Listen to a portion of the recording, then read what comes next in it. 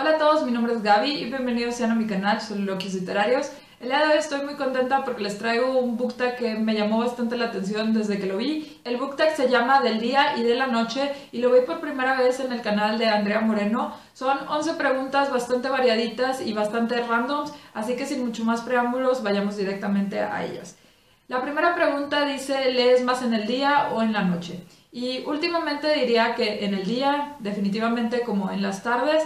Antes solía leer más de noche, sin embargo en los últimos meses he tratado de tener un horario para dormir ya más regular, entonces ya trato de leer casi siempre en las tardes, a pesar de que a veces leo en las noches, debo decir que la mayoría de las ocasiones leo en el día.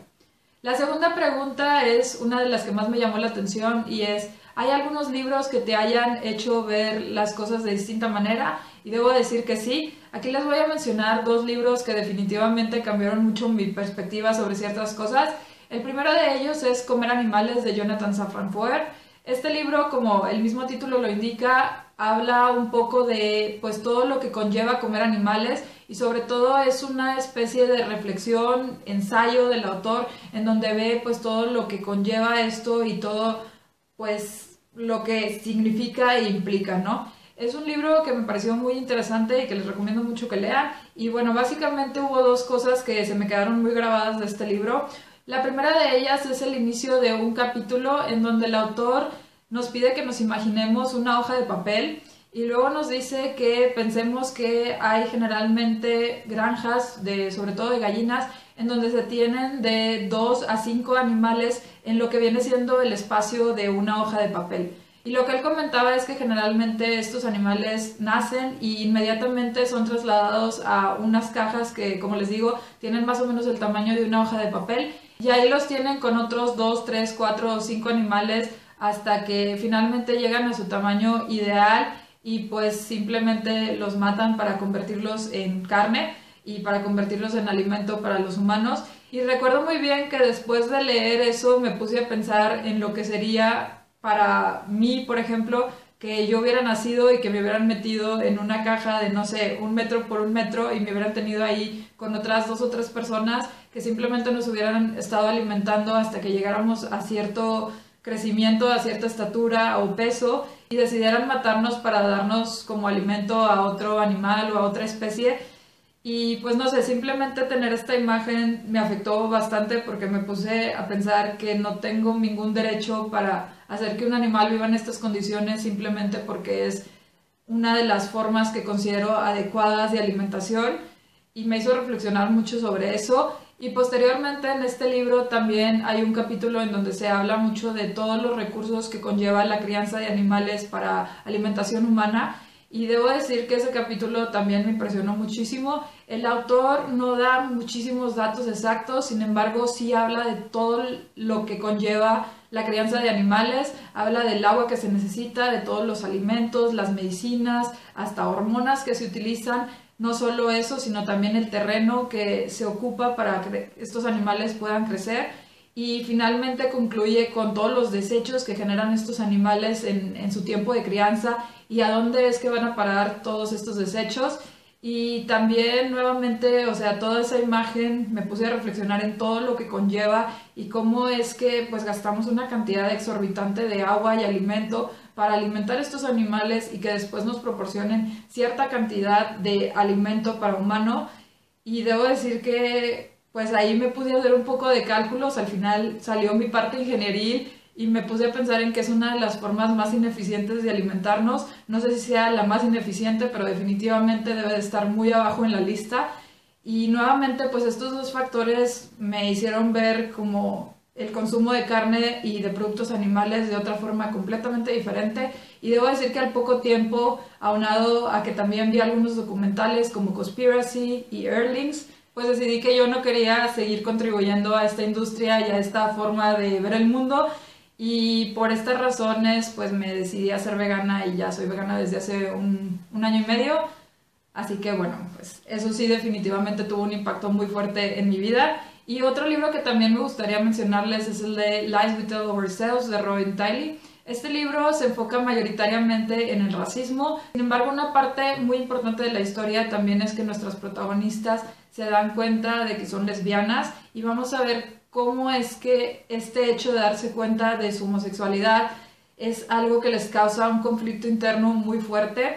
Y debo decir que yo ya había leído muchos otros libros que trataban el tema de la homosexualidad y tenían personajes y protagonistas homosexuales. Sin embargo, creo que nunca había entendido el conflicto interno que puede causar en los jóvenes el darse cuenta de que son homosexuales. Y en realidad creo que este libro sí hizo que me cayera el 20 y sí me hizo comprender todo el problema que la sociedad como tal les llega a causar a estas personas, porque desgraciadamente vivimos en una sociedad en donde desde pequeños, pues dependiendo de la familia, de la cultura, de la religión y todas estas cosas, pues depende mucho la perspectiva que uno tenga, pero en general hay una especie de rechazo a toda la homosexualidad. Generalmente se asocia la homosexualidad con una enfermedad, con un te vas a ir al infierno, estás haciendo algo malo, eres una deshonra para tu familia o para tu comunidad. Y no sé, hay tanto negativismo implícito en este término y en esta pues parte de la sexualidad. Y honestamente yo no me había percatado del impacto tan fuerte que puede tener en una persona joven que de repente se da cuenta que pues tiene estos deseos y que toda la vida le han enseñado que es algo malo, que es algo enfermo, que es algo que va a traer mal y de lo que deberían de avergonzarse. Y bueno, el chiste es que yo siempre he estado a favor de la homosexualidad y pues siempre he tratado de hacerle entender a personas que son un poco homofóbicas que no tienen ninguna base para estar en contra de esto.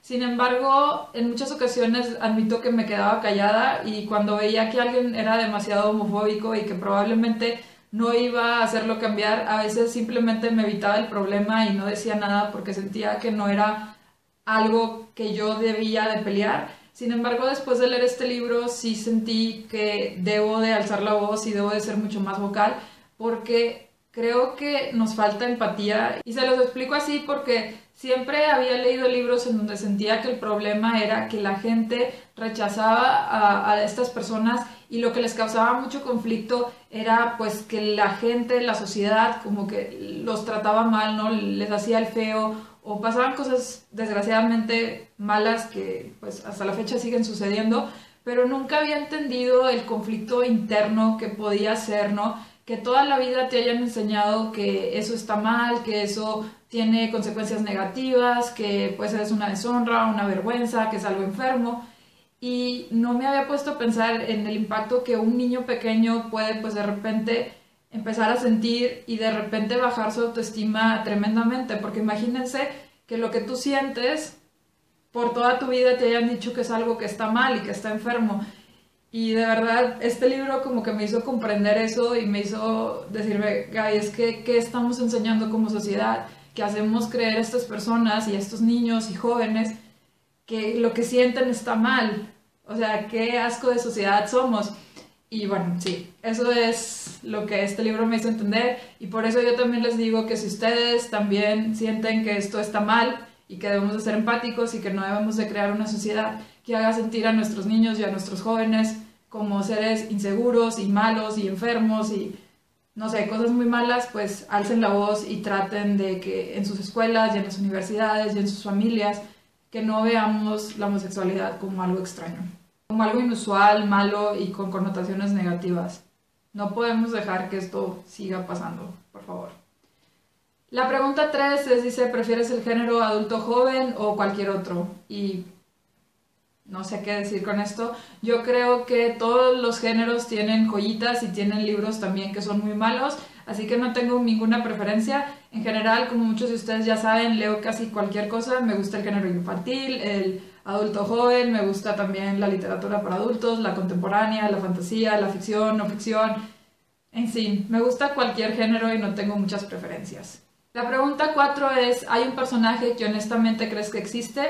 No sé muy bien a qué se refieren con esta pregunta, no sé si se refieren a que, por ejemplo, sea un personaje como autobiográfico o de alguna biografía, o si se refieren a que simplemente la forma en la que está construido el personaje puede hacerte creer que estos personajes existen en la vida real. Y si tuviera que decir esta segunda opción, yo diría que muchos de los personajes de King a mí me parecen tremendamente reales, sobre todo los de su libro de It o Eso. Siento que son personajes que en realidad podrían existir, me parecen personajes bastante creíbles y personas que definitivamente podrían ser tu familiar o tu vecino o tu compañero del trabajo o de la escuela. Y también sus personajes del libro Needful Things o La Tienda me parecen también muy reales, ¿no? Personajes que siento que definitivamente existen. La consigna 5 es: nadie toca mis libros o no me molesta prestarlos. En general no me molesta prestarlos siempre y cuando sepa que me los van a regresar. Obviamente me gusta que los libros estén en un buen estado, sin embargo no soy una control freak que no le gusta que los toquen y les gusta tenerlos así como aislados y bajo llave, o sea, no soy tan intensa. Sí me gusta que estén en un buen estado, que estén más o menos limpios y que de preferencia no los rayen, pero no soy muy controladora y en realidad siento que mientras el libro se pueda leer, pues no importa mucho la edición, ¿no? Al final, mientras cumpla con su prometido de que nos pueda transmitir una historia y se pueda leer de manera fácil, no me importa mucho si están un poquito sucios o manchados o tachados, no importa. La pregunta 6 es: ¿hueles tus libros? ¿Qué clase de pregunta es esa?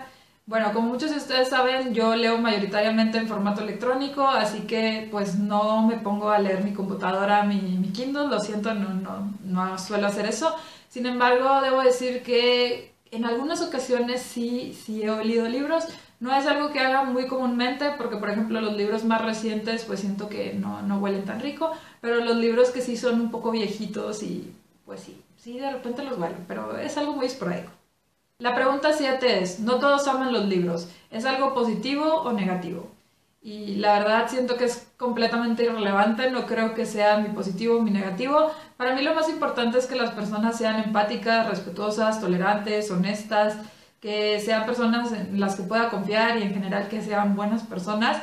Y siento que esto no tiene nada que ver con leer libros o no leer libros. O sea, hay personas a las que les gusta más, no sé, ir al cine, a personas a las que les gusta hacer deportes, cocinar, yo qué sé, ir con amigos, tener discusiones muy profundas con otras personas, o yo qué sé, hay miles de cosas que uno puede hacer para obtener muchas cosas, como ya les comenté en mi video de por qué creo que la literatura está sobrevalorada. Y creo que leer es pues un gusto como muchos otros. Si te gusta, qué bueno, si no, pues también, qué bueno. Y sí, me da igual, en realidad me da igual, no creo que sea positivo ni negativo. Si les gusta, disfrútenlo, si no les gusta, pues búsquense otros hobbies y todo va a estar bien.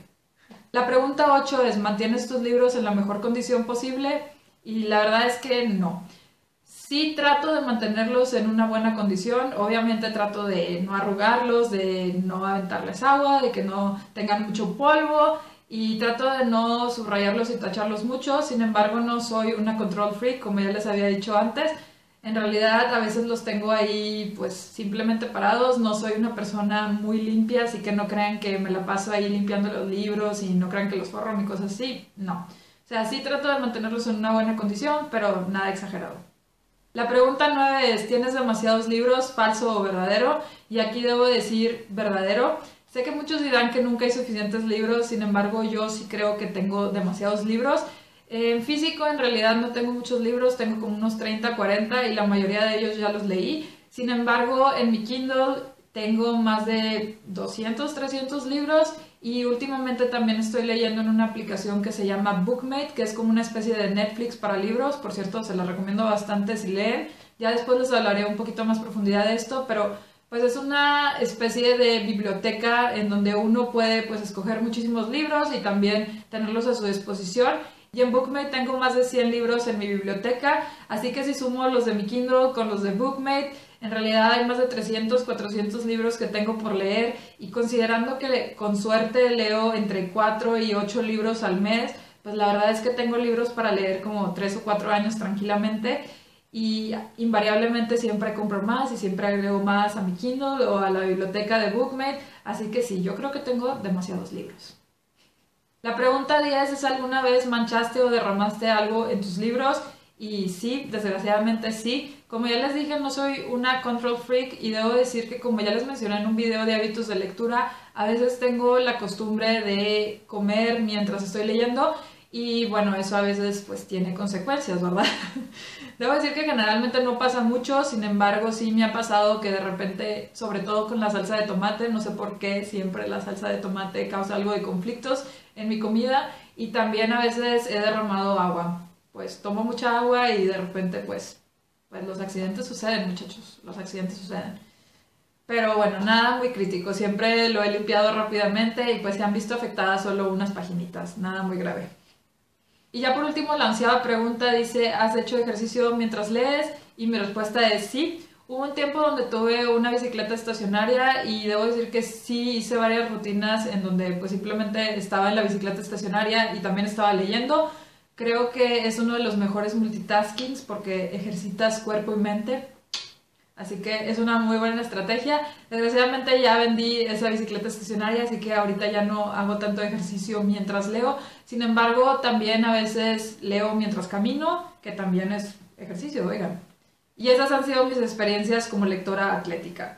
Si les interesa hacer este book tag, les voy a dejar todas las preguntas aquí abajo. Igualmente, si me quieren contestar alguna o todas las preguntas, igual se las dejo aquí y me encantaría leer sus comentarios. Ya saben que cualquier duda, comentario, sugerencia o recomendación pueden dejarla aquí abajo. Si les gustó este video, no olviden compartirlo y darle like. Si no, pueden darle un dislike y decirme que no les gustó para mejorar futuros videos. Y si les encantó y quieren recibir más videos relacionados con libros y literatura, no olviden suscribirse a mi canal por acá. Muchas gracias y espero verlos pronto. Bye.